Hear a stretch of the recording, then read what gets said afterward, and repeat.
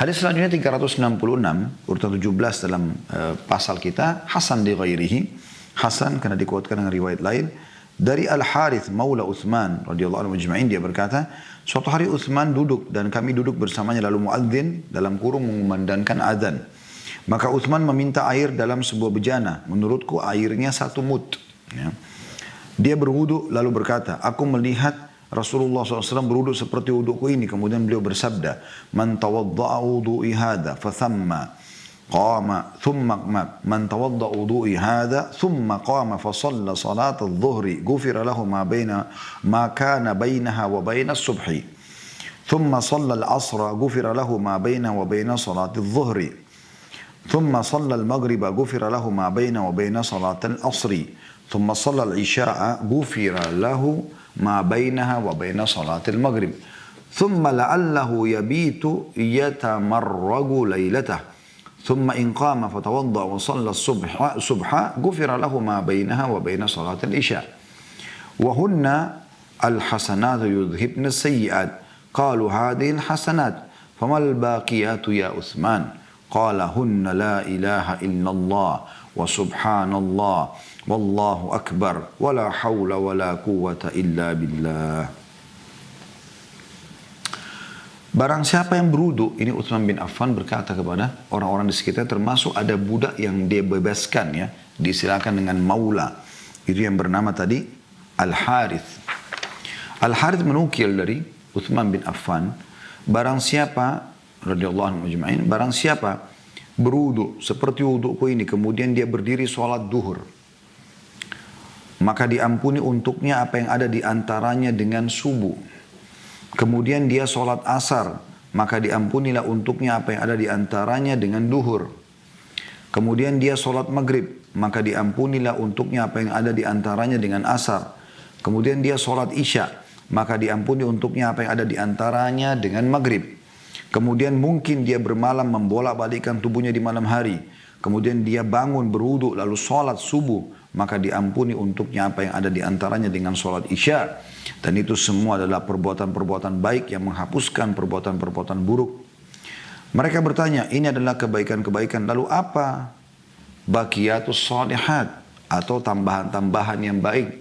Wahai Utsman, Utsman mengatakan, engkau membaca zikir la ilaha illallah, tidak ada Tuhan yang berhak disembah kecuali Allah, wa subhanallah, maha suci Allah, wallahu akbar, Allah maha besar, wala hawla wala quwata illa billah, dan tidak ada daya dan kekuatan kecuali milik Allah. Hadis diriwayatkan oleh Ahmad dengan sanad hasan, Abu Ya'la juga Al-Bazzar.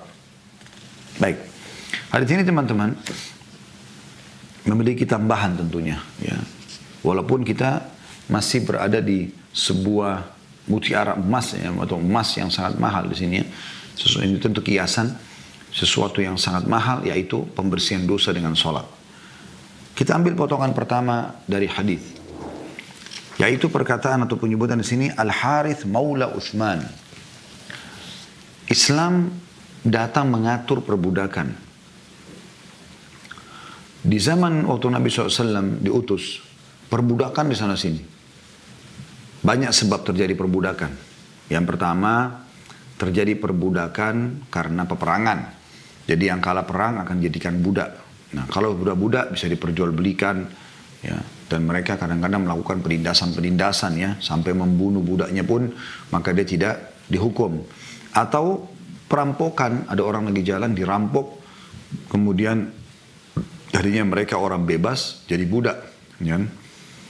Atau penipuan, misalnya orang ditipu seakan-akan dia mau melakukan atau mau bekerja sama, ternyata tiba-tiba langsung di-skap, ya, atau ditahan, kemudian diiklankan akan dijual, ya, ditipu. Itu pernah terjadi di zaman Imam Ahmad rahimahullah. Ada seorang wanita begitu, disebutkan dalam kisah, dia kehilangan keluarganya di pasar Baghdad, kemudian dia niat mau ditipu oleh seorang wanita yang lain, ternyata dimasukkan di-skap dalam rumah dan diperjualbelikan. Nah, ditipu dia. Dan itu terjadi seperti itu. Dan orang-orang pun kalau dia teriak, kalau dia bukan budak, tidak ada yang percaya. Karena zaman itu masa perbudakan ada.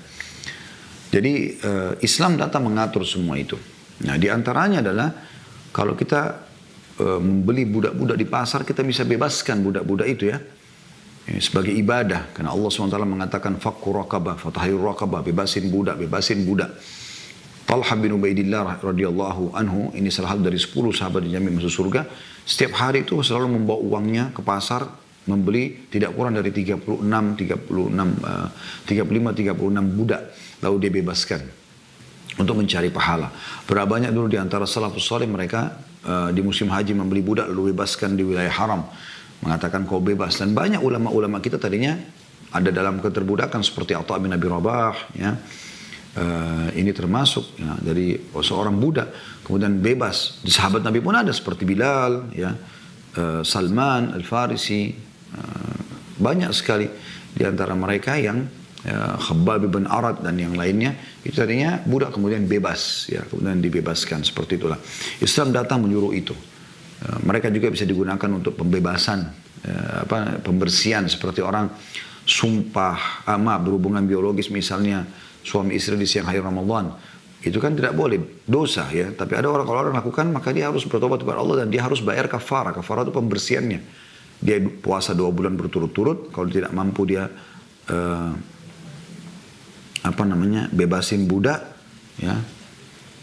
Kalau dia tidak bisa juga maka dia memberikan makan 60 orang miskin gitu. Jadi bisa menjadi kafarah, pembersihan. Nah, di sini teman-teman sekalian, kalau ada orang, tentu di bahasanya panjang ya. Anda bisa lihat di bahasan-bahasan kami yang lain tentang masalah budak, diantaranya ada bahasan dalam kitab Minhajul Muslim, bab khusus masalah itu. Juga saya sudah sering bahas di serial Sahabat, di Tablik Akbar, seperti pada saat membahas Bilal, membahas Khabbab bin Arad, radhiyallahu anhu ajma'in, Salman Al-Farisi, ini semua kita pernah bahas tentang masalah perbudakan ini, bagaimana Islam memandangnya. Intinya teman-teman sekalian, ada sebuah pesan di sini yang kita ingin diberatkan karena kita sedang bahas bab sholat ya. Kalau misalnya ada seorang budak Anda beli, lalu Anda mengatakan saya bebaskan kamu karena Allah. Misal yang membeli bernama Muhammad, ini contoh, yang dibeli namanya Ahmad. Dibebaskanlah Ahmad ini. Seperti kasus ya Bilal dibebaskan oleh Abu Bakar misalnya gitu kan. Nah itu nanti pada saat Anda bebaskan si Muhammad, bebaskan Ahmad, maka dikatakan nanti Ahmad maula Muhammad. Ada istilah maula. Ya, bagi teman-teman yang pegang buku ini, jadi jangan kita lewatkan istilah-istilah seperti ini. Di situ kan ada dari Al-Harith maula Uthman. Nah ini maula ini ada maknanya, makanya digaris miringkan. Yaitu budak yang dibebaskan sukarela gitu ya oleh majikannya. Maka dinisbatkanlah maula kepada majikannya. Jadi ini Uthman bin Affan beli budak namanya Al-Harith, lalu dia bilang saya bebaskan kamu karena Allah. Dikatakanlah Al-Harith maula Uthman ya. Dan ini hukum maula ini teman-teman sekalian, kalau budak itu sudah dibebaskan jadi orang kaya, maka majikan yang bebaskan masuk dalam salah satu ahli waris. Ada hukum sendiri dalam masalah ini. Tapi ini istilah maula. Itu potongan pertama. Al-Harith rahimahullah menceritakan tentang bagaimana keadaan Uthman bin Affan satu waktu lagi duduk bersama orang-orang di zaman khilafahnya Uthman. Ya, kemudian azan dikumandangkan, lalu Uthman minta sebuah bejana berisi air. Kemudian beliau mengatakan kurang lebih kata Al-Harith 1 mud. 1 mud itu kayak semacam 1 genggaman tangan orang dewasa air bejana itu. Lalu Uthman mengatakan, aku melihat Rasulullah SAW beruduk seperti udukku ini. Jadi Uthman bin Affan praktekin dulu. Setelah selesai semua uduk, baru Uthman mengatakan, aku melihat Rasulullah SAW beruduk seperti udukku ini. Apa yang kalian lihat tadi ini? Seperti itu. Lalu Rasulullah SAW bersabda. Nah, ini pesannya gitu ya. Jadi pelajaran pertama adalah masalah hukum maula. Pelajaran kedua yang kita bisa ambil adalah bagaimana detailnya Al-Harith ini sebagai seorang murid. Ya, walaupun dia adalah mantan budaknya Uthman, begitu detail menyampaikan tentang kisah pada saat itu. Mungkin di saat itu orang-orang yang hadir merasa perlu nggak sih dibilang kami pernah duduk satu hari bersama Uthman bin Affan. Bagi mereka tidak penting informasi itu karena mereka juga hadir. Tapi ternyata ini sangat penting buat kita. Ya? Kalau langsung saja Al-Harith maula Uthman mengatakan Uthman bin Affan berkata begini, bisa saja kan. Tapi informasi ini bagus gitu, menyampaikan sebuah kemasan yang sangat indah dalam penyampaian ilmu itu sendiri. Jadi kami pernah duduk bersama Uthman pas lagi dikumandangkan azan, kemudian beliau minta bejana air, kemudian beliau wudu gitu kan. Setelah wudu beliau contohkan, lalu beliau mengatakan, saya pernah mendengarkan Nabi bersabda, Ya, pada saat beliau berwuduk seperti wudukku ini. Nah, seperti itulah. Ini pelajaran kedua. Jadi bagaimana penyampaian murid yang sangat bagus tentang kejadian gurunya ya pada saat itu sehingga bisa ternukil kepada kita keadaannya. Jadi kita bisa punya gambaran keadaan lebih lengkap. Dan ini contoh-contoh yang baik ya. Dan ini pelajaran ketiga dari hadis. Contoh yang sangat baik dari Utsman bin Affan. Jadi beliau praktekin dulu baru beliau mengatakan saya melihat Rasulullah SAW berwuduk seperti ini dan beliau bersabda. Ini pelajaran penting juga ya. Bagaimana Anda sebagai orang tua, ya sebagai atasan menjadi contoh bagi orang-orang. Jangan cuma teriak-teriak bersedekah, sholat malam Anda sendiri tidak pernah lakukan. Harus menjadi suri tauladan, gitu kan? Dan bagaimana Utsman bin Affan melakukan ini, mencontohkan dulu kemudian beliau menyampaikan kalau ya, sudah pernah melihat Nabi SAW melakukan seperti itu. Ini pelajaran yang ketiga. Pelajaran keempat adalah sabda Nabi SAW sendiri. Dan ini yang sudah menjadi kayak semacam ikon kita dalam beberapa hadis terakhir ini ya. Yaitu sholat pelebur dosa. Ya, Nabi SAW mengatakan siapa yang uduk seperti udukku ini. Berarti ini manfaat yang keempat. Ya, yaitu bagaimana seseorang muslim beruduk seperti uduk Nabi SAW. Dan sholat seperti sholat Nabi SAW. Beliau mengatakan kemudian dia berdiri sholat duhur, maka dibersihkan dosa antara dia dengan sholat subuh. Karena kan sholat duhur misalnya, dia kan tadi sholat subuh. Sekarang dia begitu wudhu dia sholat duhur, kata Nabi SAW berarti antara duhur ke subuh tadi yang terjadi dibersihkan. Kalau dia bangun sholat asar, dia kerjakan, dia wudhu dan dia sholat asar, maka dibersihkan antara asar dengan duhurnya. Kalau dia sholat maghrib, dibersihkan antara maghrib ke asarnya. Kalau dia sholat isya, dibersihkan antara isya sama maghribnya. Kalau dia tidur di malam hari, kata Nabi SAW, kemudian dia bangun untuk mengerjakan sholat subuh, maka dibersihkan antara subuh dengan isya itu.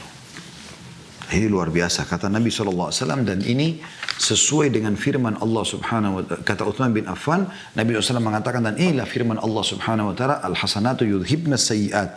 Sesungguhnya dosa-dosa, perbuatan baik itu akan menghapuskan dosa-dosa. Ini pelajaran yang keempat yang kita bisa ambil. Pelajaran kelima dan terakhir dari hadis ini teman-teman sekalian, bagaimana para orang di sekitarnya. Jadi kayak misalnya Anda lagi di majelis ilmu, ya. Bagaimana Anda mengorek mutiara dari guru Anda. Karena teman-teman sekalian ada tipologi guru. Ya mungkin muridnya tanpa bertanya dia tuangkan semua informasi. Dia punya retorika yang bagus. Dia punya susunan materi yang bagus, ya. Kerangka fikirnya itu rapi sekali gitu ya. Ada orang seperti itu sehingga sangat sistematis dan pada saat sampai ke kita tuh kita faham, oh iya. Dan kita betul-betul faham seperti apa yang dia inginkan karena dia sistematis sekali. Ada guru tidak. Jadi kalau yang pertama itu biar muridnya nggak ngorek, nanya-nanya apa, sudah langsung faham gitu. Ya, seperti orang yang sudah, nggak perlu dijelasin tambahan, sudah tahu. Gitu. Ada tipologi guru tidak seperti itu. Mereka lebih banyak diam, mereka mungkin nggak punya retorika yang bagus, ya, kerangka fikirnya tidak tertata dengan rapi, tapi dia berilmu. Nah orang seperti ini harus dikorek mutiaranya. Nah biasanya para salafus saleh menggunakan metode dengan cara bertanya. Dan ini sebabnya kenapa Nabi SAW melempar pertanyaan, kadang-kadang bertanya kepada audiens untuk menarik perhatian mereka agar mereka terbiasa dan mereka pun bisa bertanya kepada Nabi SAW, ya Rasulullah, bagaimana kalau saya lakukan ini? Ya Rasulullah, bagaimana kalau begini? Bagaimana kalau begitu? Jadi ini termasuk sebuah retorika yang bagus. Nah di sini para tabi'in atau kita bisa bahasakan murid-murid Utsman bin Affan berkata, kalau tadi sholat itu bisa bersihkan begitu, kira-kira apa lagi pelengkapnya? Ada pelengkap yang bagus gak? Maka Utsman mengajarkan zikir yang masyhur. Ya, kau ucapkan la ilaha illallah. Masalah jumlah itu terserah kamu, ucapkan la ilaha illallah. Kemudian baca subhanallah. Kemudian baca Allahu akbar dan baca la haula wala quwata illa billah. Keempat zikir ini zikir-zikir yang mulia sekali. La ilaha illallah kata Nabi SAW, afdalul zikir la ilaha illallah. Zikir yang paling afdal adalah la ilaha illallah. Dan Nabi SAW mengingatkan pada saat sedang haji, beliau mengatakan tempat ini Arafah adalah tempat yang sangat mulia dan yang terbaik yang saya ucapkan dan nabi-nabi sebelum adalah la ilaha illallah wahdahu la syarikalah lahul mulku wa lahul hamdu wa huwa ala kulli syai'in qadir. Dan pernah juga Musa alaihissalam bertanya kepada Allah mengatakan, ya Allah ajarkanlah aku zikir yang aku bisa mendekat diri kepadamu dengannya. Maka kata Allah SWT, ucapkan la ilaha illallah. Dia mengatakan, seluruh hambamu mengucapkan Tuhan. Ya Allah. Maka Allah SWT mengingatkan Musa, kalau tidak akan ada pernah yang mengalahkan kalimat itu. Begitu juga dengan subhanallah, maha suci Allah. Bisa subhanallah saja, bisa subhanallah wa bihamdi. Ada beberapa riwayat menyebutkan masalah itu. Maksudnya lafaz-lafaznya, tapi di sini subhanallah kita katakan. Kita sudah tahu habis sholat kita disuruh baca setiap sholat dari 5 waktu sholat itu minimal 33 kali ya. Atau itu penyebutan angka 33-nya. Begitu juga dengan Allahu Akbar ya. Kata Nabi SAW, subhanallah memenuhi langit dan bumi. Allahu Akbar adalah pujian yang luar biasa. Kita mengikrarkan kalau Allah maha besar. Dan juga la haula wa la quwata illa billah adalah perbendaharaan surga. Sebagaimana kata Nabi SAW, la haula wa la quwata illa billah kanzun min kunuzil jannah. Ya. Jadi ini penyampaian tambahan dari Uthman radhiyallahu anhu.